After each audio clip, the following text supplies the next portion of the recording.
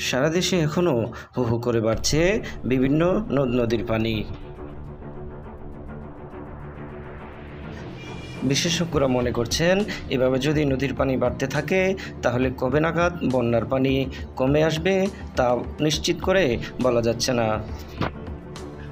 তবে দেশের এই ক্লান্তি লগ্নে সবচেয়ে আশার খবর হলো, বন্যার্তদের পাশে দাঁড়িয়েছে দেশের বিভিন্ন ধর্মীয় এবং অরাজনৈতিক সংগঠনগুলো।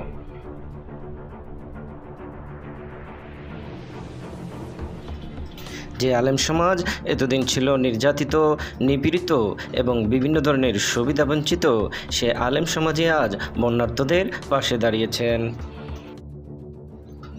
বন্যার্তদের পাশে দাঁড়িয়েছেন দেশের সুপরিচিত মুখ এবং সুপরিচিত ওয়াইজ শেখ আহমদুল্লাহ সহ দেশের বিভিন্ন আলেম সমাজ। এছাড়াও বন্যার্তদের পাশে দাঁড়িয়েছেন সোনাকান্দার গদিনীশীর পীর আল্লামা মাহমুদুর রহমান পীর সাহেব।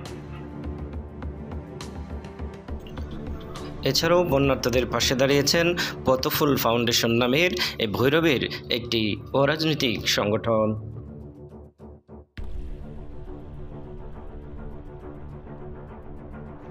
এছাড়াও বাংলাদেশের বিভিন্ন সময় সকল বিপদে সবার আগে ঝাঁপিয়ে পড়া গাউসিয়া কমিটিকেও দেখা গেছে বন্যার্তদের পাশে বিভিন্ন ত্রাণ সামগ্রী বিতরণ করতে। এছাড়াও আহলে সুন্নাতুল জামাতের ব্যানারেও বিভিন্ন ত্রাণ সামগ্রী বিতরণ করা হয়েছে।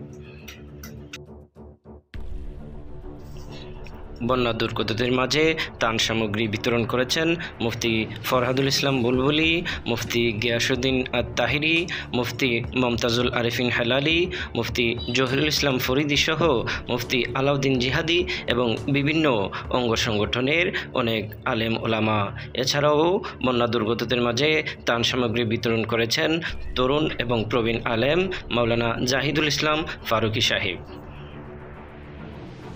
আহলে সুন্নাতুল জামাতের ব্যানারে বন্যা দুর্গতদের পাশে ত্রাণ সামগ্রী বিতরণ করেছেন বাংলাদেশ জাকের পার্টি নামের অঙ্গ সংগঠনটি।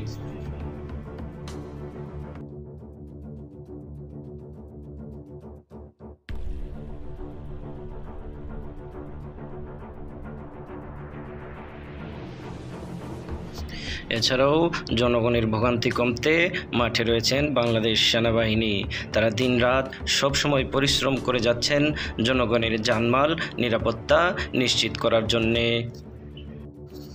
সেনাবাহিনীর বরাত দিয়ে জানা যায়, তারা জানায় যে যতদিন পর্যন্ত বন্যা পরিস্থিতি নিয়ন্ত্রণে না আসবে ততদিন পর্যন্ত তাদের এই কার্যধারা অব্যাহত বলে জানিয়েছেন বাংলাদেশ সেনাবাহিনীর ঊর্ধ্বতন এক কর্মকর্তা।